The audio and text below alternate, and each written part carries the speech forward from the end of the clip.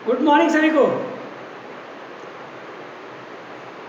आज एक बार पुनः हम लोग कला सामयिक शिक्षा विषय के अंतर्गत जुड़ने जा रहे हैं, जिसमें हमारा आज का शीर्षक है बाल कला की समझ, जो कि यूनिट 1 का एक पॉइंट है। देखिए, मैंने पिछली कक्षा में आप लोग को बताया था कि कला अभिव्यक्ति का सशक्त माध्यम है। ठीक है, यानी कला के जरिए जो है हम अपने अनुभव, विचार इत्यादि को प्रकट करते हैं, दूसरों से साझा करते हैं और बताते हैं।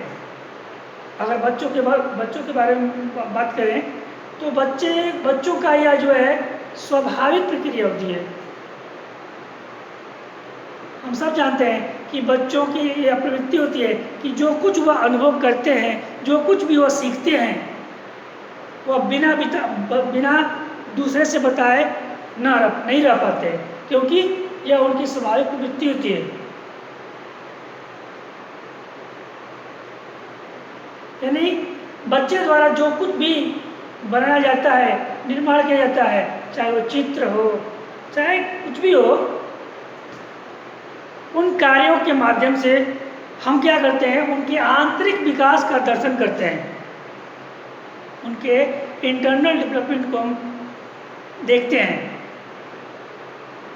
और यह कैसे होता है, बच्चों का जो यह विकास है वो निरंतर चलता रहता है। जो कला की बात करें तो कला के अंतर्गत हम 4 अवस्थाओं के रूप में हम देखेंगे, और देखने के बाद बच्चों की समझ क्या होती है उसके बारे में हम जानने का प्रयास करेंगे।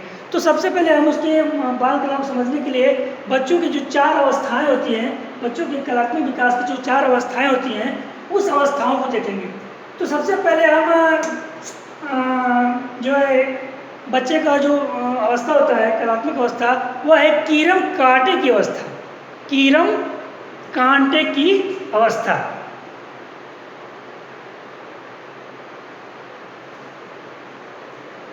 देखिए, इस अवस्था में क्या होता है, कीरम कांटे की अवस्था वह अवस्था होती है जिसमें बच्चों की जो है शारीरिक हाव भाव, हलचल इत्यादि का परिचय होता है। मतलब बच्चे हाथ में पेंसिल जब पकड़ते हैं, पकड़ के जब किसी पुस्तक पर या जमीन पर टेढ़ी मेढ़ी आड़ी तिरछी रेखाएं खींचते हैं, यानी उनके हाथों में हलचल आता है, देख करके वह कुछ भी करने का प्रयास करते हैं। तो इस अवस्था को जो है कीरम कांटे की अवस्था कहा जाता है। वो अलग बात है कि जो बच्चे करते हैं उसका कोई अर्थ नहीं निकलता है, लेकिन उनकी अपनी जो समझ होती है उस आधार पर उनकी अपना जो भी होता है कुछ मनाया जाता है। तो यह हलचल होती है, यही अवस्था कीरम कांटे की अवस्था कही जाती है। और यह कब होती है, इसकी अवधि जो है 4-5 साल से पहले की जो अवधि होती है वो अवस्था होती है। यानी 4 साल से पहले की जो भी अवस्था है, 1, 2, 3, 4 तक जो अवस्था होती है, बच्चे उसमें क्या करते हैं, खींच खाच करते हैं। उस अवस्था को कला के रूप में, कला के विषय में जो है कीरम कांटे की अवस्था का नाम दिया गया है। ठीक। अब दूसरा अवस्था है आपका कला में प्रतीक काल की अवस्था। प्रतीक काल की अवस्था। देखिए, प्रतीक काल की अवस्था जैसा कि नाम से मालूम पड़ रहा है, प्रतीक यानी कुछ चीज दिखाई दे, सिंबल।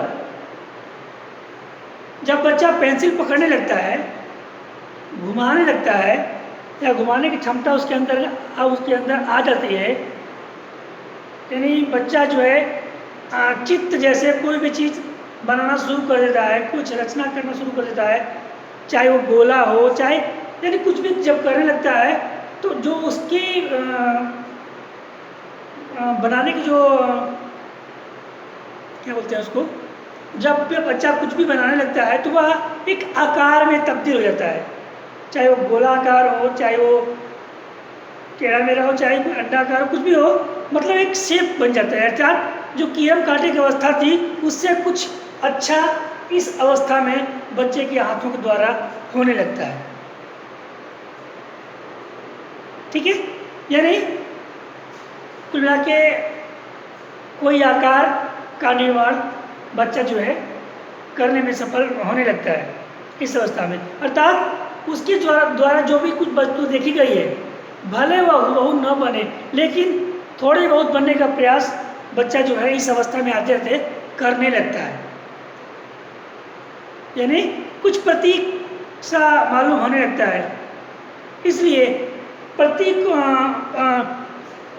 की प्रधानता होने के कारण बच्चों के निर्माण में, बच्चों के रचना में प्रतीक की प्रधानता होने के कारण ही इस अवस्था को प्रतीक काल की अवस्था कहा जाता है। ठीक, और इसकी अवधि की बात करें तो इसकी जो बच्चों की जो अवधि होती है अवस्था की, ये 4-5 साल से जो है 8-9 साल तक की अवस्था होती है, अवधि होती है, समय। ठीक है, तो ये कीरम काठी की अवस्था था और ये प्रतीक काल की अवस्था था। तीसरा नंबर की अवस्था जो है आपका है वास्तविक परिचय काल की अवस्था। वास्तविक परिचय काल की अवस्था, वास्तविक परिचय काल यानी बच्चों में अनुभव के साथ साथ प्रतीकों की व्यवस्था भी क्या होती है, बदलती जाती है। अनुभव का असर जो है चीज़ों के प्रतीक पर पड़ने लगता है और वह क्रमशः विकसित होता है, धीरे धीरे विकसित होता है। उसमें कुछ चीज़ें तो जुड़ जाती हैं और कुछ चीज़ें जो हैं बदल जाती हैं। ठीक है, यानी कहने का मतलब है कि अब धीरे धीरे जो है टेढ़ी मेढ़ी से आया आकार में, आकार से आ गया वास्तविक रूप में। बच्चों के द्वारा जो रचनाएं की जाती हैं, जो भी कार्य किया जाता है, वह एक वास्तविक रूप लेने लगती है। तुलना की बात करें तो प्रतीक काल की अवस्था की तुलना में वास्तविक परिचय काल की अवस्था में बच्चे जो कुछ करता है वह उससे अधिक अच्छा और भिन्न होने लगता है। यानी वास्तविकता का परिचय इस अवस्था में होने लगता है। इसलिए इस अवस्था को, इस काल को वास्तविक परिचय काल की अवस्था के नाम से जाना गया है। देखिए, इस अवस्था में बच्चे जो है बहिर्मुखी होने लगते हैं, इसकी दुनिया जो है बदलने लगती है। वह बाहर की दुनिया के साथ साथ जो है अपना संबंध स्थापित करने लगता है, अर्थात अपने समझ को, जो अपना संबंध है उसको समझने लगता है। उसकी आत्मानुभूति और अभिव्यक्ति का स्वरूप भी बदलता रहता है। इस तरह से कह सकते हैं कि वह जो है बाह्य दुनिया की वास्तविकता से परिचय वास्तविक रूप में करना प्रारंभ कर देता है। ठीक है, और वास्तविकता की परिचय ही इस अवस्था में बच्चे को आगे सामाजिकरण के रूप में विकसित होने में मदद करती है। क्योंकि ये वास्तविकता के यहाँ पे परिचय हो रहा है, इसलिए इस काल को वास्तविक परिचय काल की अवस्था का नाम दिया गया है। ठीक है, अब चौथा नंबर का जो अवस्था है वह किशोर या उसके बाद की अवस्था होता है। सॉरी, इसकी अवधि की बात करें वास्तविक परिचय काल की, तो वास्तविक परिचय काल की अवधि है 8-9 साल से लेकर के 12-13 साल तक। ठीक है, अब आते हैं किशोर या उसके बाद की अवस्था। किशोर अवस्था की अगर अवधि की बात करें तो यह 13-14 साल से आगे तक होता है, यानी 18 लगभग 18 तक। आप लोगों ने साइकोलॉजी में पढ़ेंगे या पढ़ा होगा कि किशोर अवस्था जो है 12 से लेकर के 18 तक के बीच क्या होता है। खैर वो बात नहीं है। किशोर या उसके बाद की अवस्था जो कलात्मक रूप की बात कर रहे हैं, कलात्मक समझ की बात कर रहे हैं बच्चों के, तो इसमें बताया गया है कि बच्चे के द्वारा जो कुछ भी बनाया जाता है, यानी इस अवस्था में सबसे पहले जानिए कि इस अवस्था में बच्चों के शारीरिक बदलाव होते हैं, मानसिक बदलाव होते हैं, जो उन्हें प्रभावित करते रहते हैं। और इस अवस्था में बच्चा जो है कोई रचना करता है, कोई कार्य करता है, कोई कलात्मक कार्य करता है, तो वह चाहता है कि जैसा चीज है, जैसा वस्तु दिख रहा है, दिख रही है, उसके द्वारा वह वस्तु एकदम बिल्कुल हूबहू बने। इसके लिए वो अपना जी जान लगा देता है।